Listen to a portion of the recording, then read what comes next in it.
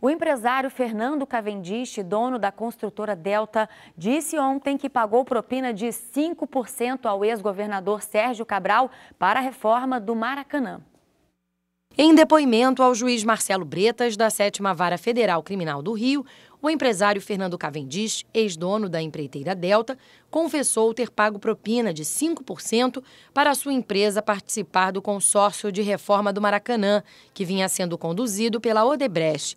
Ele disse que o pagamento foi feito em dinheiro e negou que os recursos tenham sido para a Caixa 2 de campanha eleitoral. A declaração contradiz o ex-governador Sérgio Cabral, que negou à Justiça Federal ter cobrado propina por obras no Estado. Cabral diz que se apropriou de sobras de contribuições eleitorais ilegais para uso pessoal. A empresa de Cavendish conseguiu 30% de participação no consórcio, que executou a obra por cerca de R$1 bilhão no total. O empresário foi preso em julho do ano passado. Um mês depois, o Superior Tribunal de Justiça converteu a prisão preventiva em domiciliar. Réu em 12 ações penais, Cabral está preso em Benfica, na zona norte do Rio. E o Ministério Público Federal apresentou hoje mais 2 denúncias contra o ex-governador do Rio, Sérgio Cabral, por crimes envolvendo a FETranspor, a Federação das Empresas de Transportes de Passageiros do Rio. Vamos falar então agora com a repórter Thaís Araújo, que acompanhou a coletiva da Força Tarefa da Lava Jato no Estado. Boa tarde, Thaís. Quais são as informações que você tem pra gente? Boa tarde, Flávia. Boa tarde a todos. Olha, com essas novas denúncias, agora já são 14 oferecidas pelo Ministério Público Federal à Justiça envolvendo o ex-governador Sérgio Cabral.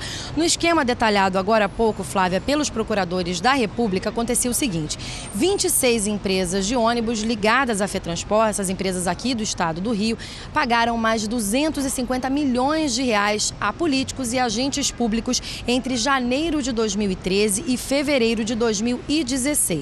Entre os benefícios recebidos em troca, listados na denúncia do Ministério Público Federal, estão o aumento das passagens de ônibus intermunicipais em 7% em dezembro de 2009, também o desconto de 50% no IPVA das empresas de ônibus em janeiro de 2014 e ainda a redução de 100% na base de cálculo do ICMS do transporte urbano.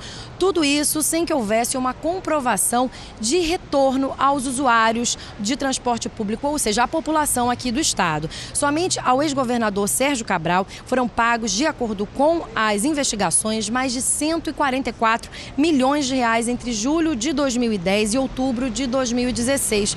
De acordo com os procuradores, a maior propina provada repassada a Cabral até agora. Outras 23 pessoas, Flávia, também foram denunciadas pelo Ministério Público por suposta participação nesse esquema que previa o recolhimento de dinheiro dessa propina nas garagens de ônibus. Essas quantias eram guardadas em transportadoras de valores.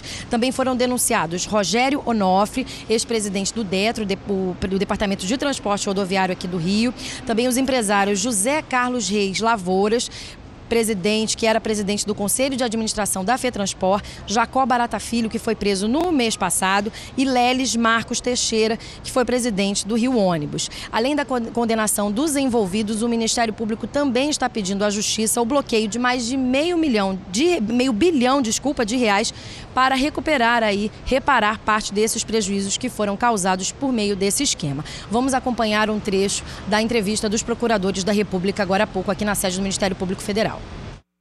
O que está bastante configurado e bastante claro para todos é que o senhor Sérgio Cabral foi líder de uma organização criminosa que saqueou os cofres públicos no estado do Rio de Janeiro, inclusive com verbas federais.